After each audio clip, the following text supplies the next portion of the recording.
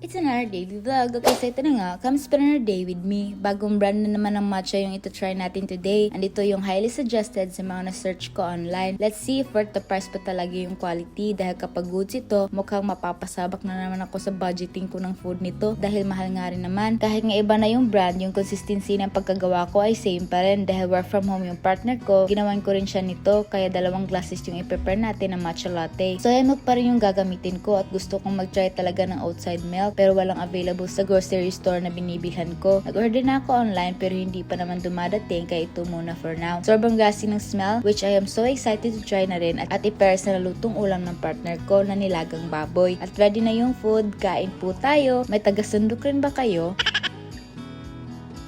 After kumain, dahil siya yung nagluto ng ulam, ako yung maghuhugas ng mga ginamit niya kanina sa pagluto. Ganyan talaga, hati-hati sa mga gawaing bahay. Kahit hindi palaging 50-50, minsan 80-20, 70-30, o kahit ano man yan, kailangan pa rin talagang magtulungan na hindi mafe-feel ng partner mo na siya lang mag-isa kahit dalawa naman kayo nasa bahay. Dahil sa busy ng schedule at siya naman yung maglalabasa na ng mga damit ay pinalaundry na lang namin dahil natambak na nga. Dahil kapag pinatagal pa, mas lalong dumadami yung lalabhan, nagiging Christmas tree na tuloy. May nilakad mo na siya saglit at hindi pwedeng walang kiss kapag paalis na ng bahay. At ako dito, naiwang kinilig pero na-divert pa rin dahil sa dami ng tutupiin.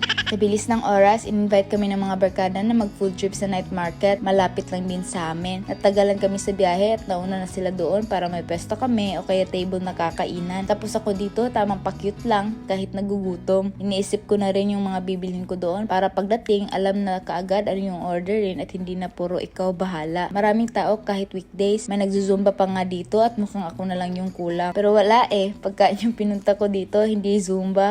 Tapos itong seafood boil pa yung kaatupag ko ay syempre ito rin in-order ko. Nakabili na rin yung ibang kasama ko ng foods nila pero itong isa sa harap ko naghahanap pa ng additional foods namin. Bumili rin sila ng isaw tapos manghihingi na lang siguro ako dahil marami yung binili nila. Saktong-sakto dahil may lamesa at upuan ang nakaprepare para sa amin at iniligay na nga namin lahat ng mga binili. Mapapasabak na naman ako sa kainan nito dahil nakakagana nga rin naman talagang kumain kapag may kasama. And there's always a room for dessert kaya itong sweet corn yung binili ko. Sobrang loaded na ng cheese for 60 pesos lang din yan at sobrang dami na kaya hati-hati na lang kami. Marami yung inilagay na ingredients na mas naging creamy at cheesy na tingnan. Tingnan nyo nga naman yan, sobrang sarap ng kainin. Isa lang binili ko, hati-hati na lang kami nito ng partner ko dahil hindi rin naman siya hilig sa ganito lalo na sa mga matatamis. Sobrang saya ng bata, nagkakain ng sweet corn. Hindi rin naman kami nagtagal at umuwi na dahil may nag-aantay pang chikiting sa amin. Kaya see you next time!